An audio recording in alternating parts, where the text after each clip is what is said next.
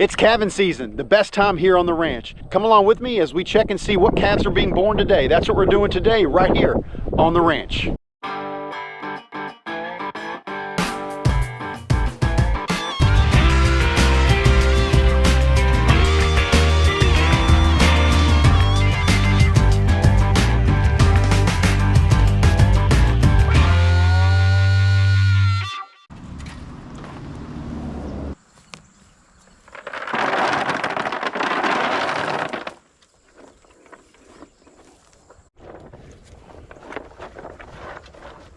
So our bulls are now pinned up. It's the beginning of November. They've been pinned up for a couple weeks now. We have our cows in full calving mode. So now this is an opportunity for these bulls to get some rest. They've been chasing cows all summer. Lost a little bit of body condition, one more than the other. But overall, this is an opportunity for me to pin them up, feed them, put some weight back on these boys, and then in a few months, we'll be letting them back out with the cow herd. What we do is we calve in October. And so what we have to do to ensure that we calve in October is let our bulls out January 1st. Between September and January 1st is the time where we will pin our bulls up and allow them to just have a little break from chasing the girls. During the months where they're breeding cows, they will tend to lose body condition. They're spending a lot more time focusing on breeding than they are eating. A lot of times that'll result in a little bit of lost weight. So we're putting some pounds back on these boys and getting them ready to go for breeding season 2025. While I'm out here feeding these bulls, one of the things that I need to do is clean their water trough. As you can see, their water trough is kind of nasty. Every so often I just need to dump this out and fill it with fresh water. The bulls will get all kind of grass and just all kinds of mess in here and starts turning this trough green. So I'm gonna dump this out real quick, as well as our trough over there. Get them filled back up with fresh water, and we should be good to go.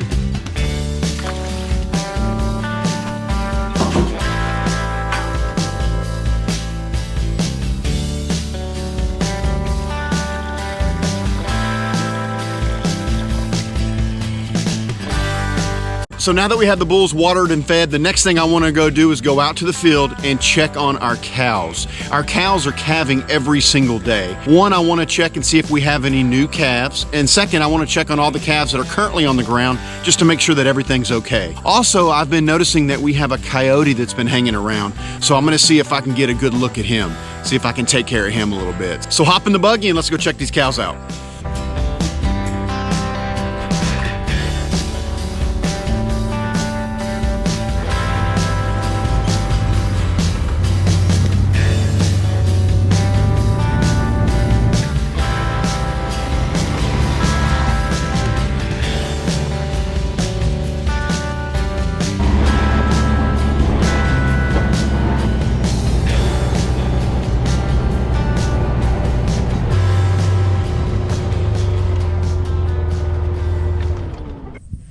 That's number 26 there. She had twins last year. She has a bull calf, and he is going to town on the milk. She's one of our best cows we have. Super consistent. Can always recognize her because she has a half tail. I don't know what happened to her tail, but her switch, she don't really have anything she can swap flies with. Winston so bad wants to get out there and talk to the calves. No, buddy, you gotta stay in the Ranger. He is so interesting. This is like the nursery over here. There's calves laying everywhere.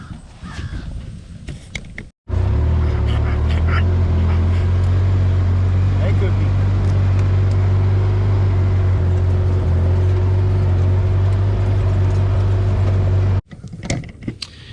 Okay, so I found number 7, and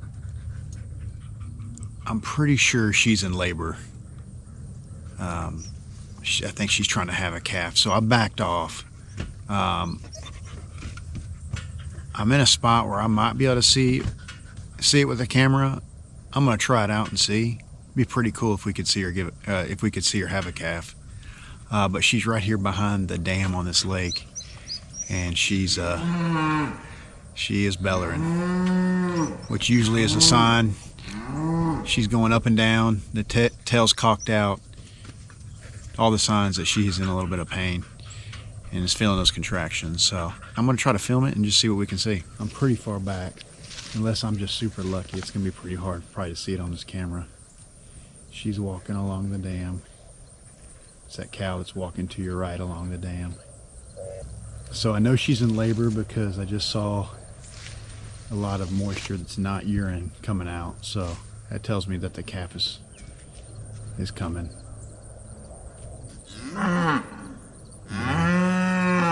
Yeah, Mama. I know, Mama. She's in some pain. Okay, so she just moved out of my view. She went down the dam to get a drink from the pond. I'm gonna go ahead and get out of here and let her do her thing. I don't want to stress her out or anything by trying to get it on film.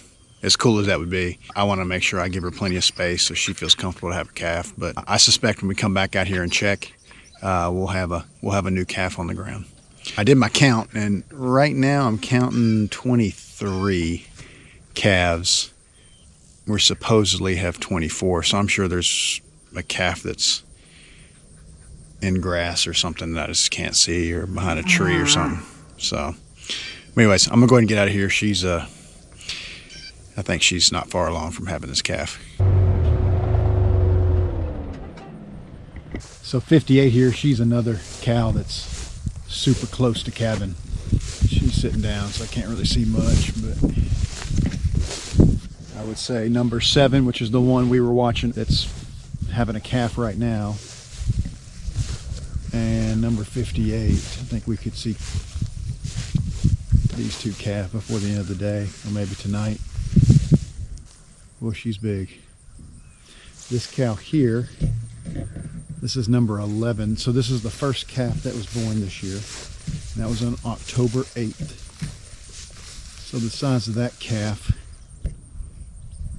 gives you a bit of an idea as far as how big the oldest one is, which is a month. Coming on pretty good. The day we let the bulls out, one of our bulls jumped number 11 and bred her that day right in front of me. And so I wrote down, I said, you know what? She's gonna be the first one to calve. I know he bred her. Sure enough, first one that popped a calf out October 8th. So like clockwork, if you want a calving window, just pull your bulls back until you're ready for them. The year prior, we made a big mistake and let our bulls out in November. I really didn't even know what I was thinking. And they started dropping calves in August. And here in Texas, it is unbearably hot in August. And we started losing calves. We ended up, I think the count was up to 4 or 5. I think 4 that we ended up losing. Yeah, 4, and then we had one that turned into a bottle-fed calf, ended up just giving it away. All that could have been avoided. This year we let the bulls out after the first week of January. So January 8th, I guess. And calving has been, knock on wood, a bit of a breeze. The weather's right, the weather's cool. These cows are not stressed when they're having calves, and it's just overall a lot better scenario. And we've not lost any calves yet, so far so good. 58, the one I suspect will be having a calf soon, just stood up, so I want to get just a look at her.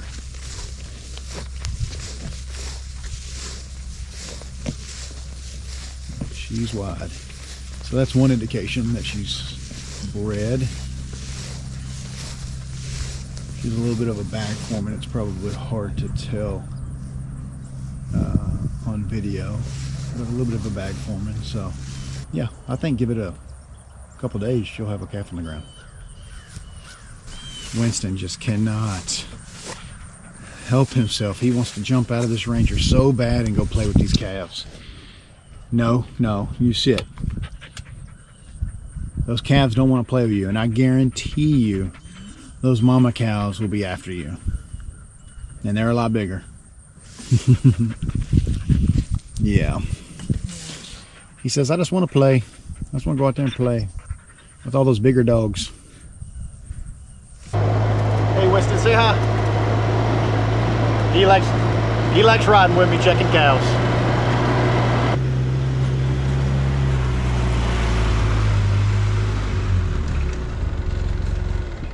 So every time I go out and check on the cows and the calves, I make a point to come back to the house and record everything that I saw. I keep a spreadsheet of everything that goes on out there with the herd, including cows, calves, and bulls. This is a way for me just to notate different things to ensure that I don't forget anything. Also, I track the performance of the cows. This allows me, in a brief glance, see how each cow's performing. And when it comes to coal time, it's just some additional information that'll help me determine which cows to part ways with and which cows to keep here on the farm. So let's go into the office. I'll pull up my computer and I'll show you how I track the cows and the calves. Okay, so this is the spreadsheet that I use to track my cows. As you can see on the bottom of the spreadsheet, I have each tag numbers for each animal that I have, and this goes all the way over as well to my bulls, as you can see here.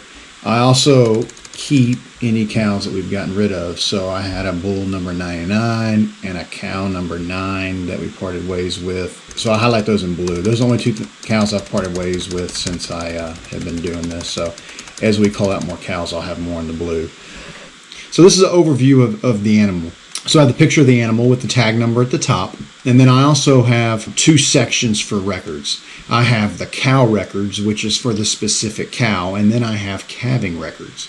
So in the cow records, you can see that every time that we've quote-unquote worked the cow, whether we've given it some fly treatment or we wormed it and what we wormed it with, et cetera, et cetera. Also, if there's ever a situation where we have to doctor the cow or that we have to treat the cow for anything, I'll have that recorded as well. It's very similar to having a maintenance record for your car. I have a maintenance record for the actual cow. And this is helpful so we can go back and reference any kind of trends, or maybe reference something that we did last time that maybe worked and we'll do it again. This is also helpful if you're ever selling the animal.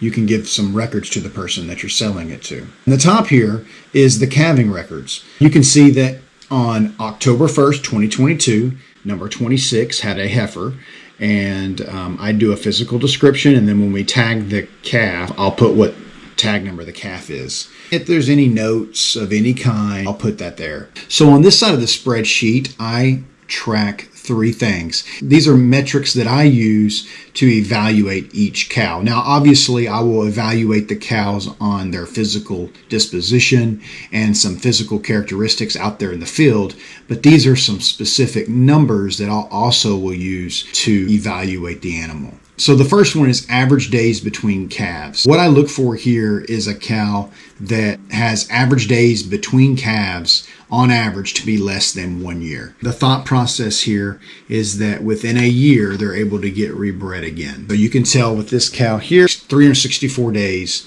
between calves. So this cow's it's right on track and doing well. The next metrics that I use is percent calved, and simply is if a cow has a calf, they're 100%. If a cow does not have a calf, they're 0%, and then we average it. This cow is at 133% because of the twins last year.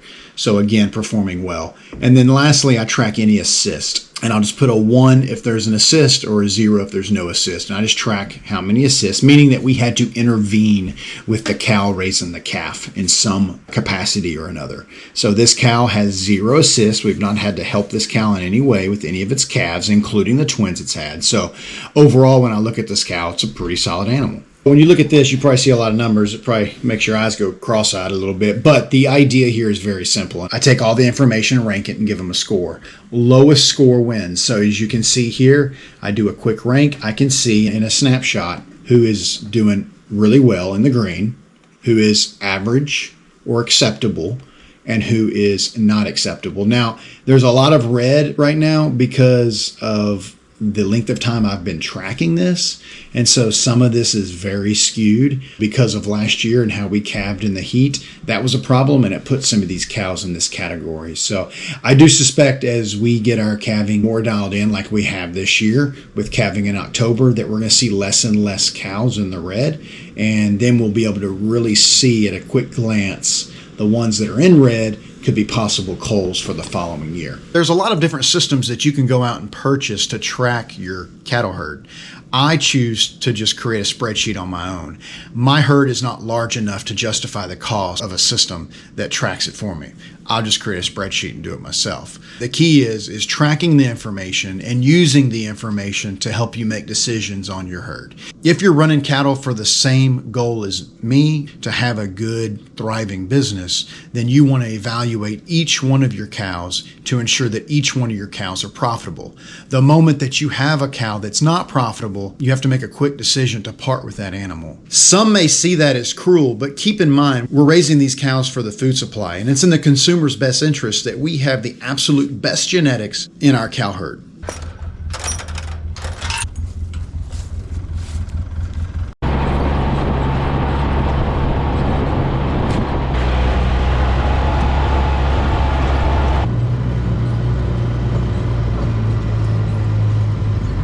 Okay, so I see number 7, and we have a calf on the ground. Not only that, calf's already up nursing, so we'll go see if we can get fairly close, not too close, but fairly close, and check it out. All right, so that's the calf. I don't know if you can see it on camera. I hope you can. It is wobbly, really wet, already nursing.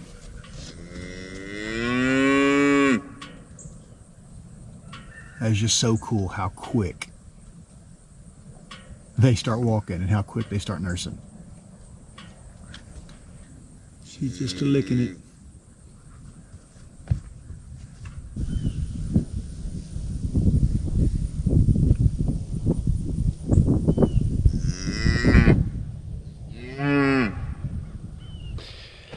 Well, another successful birth. It is so fun to watch these cows raise little ones. I love the cow-calf part of the cattle business. I really do. This is an awesome time of year. Every day you come out here and there's a new surprise. You know they're coming, but it's still fun to see them when they're born. Number 7, her calf's doing good, already up, already nursing. She's finishing cleaning off the calf now. Overall, everything's going well. We're up to 25, I guess now. A lot of little calves running everywhere, but that's what we do this for, and we have a blast doing it. Well, I think I'm gonna call it a day. The cows are doing good, the calves are doing good. Winston, he's hanging back in the Ranger, waiting for me to finish my video, so I'm gonna wrap it up. We'll see y'all again next time. Thank y'all for hanging out with me today, right here on the ranch.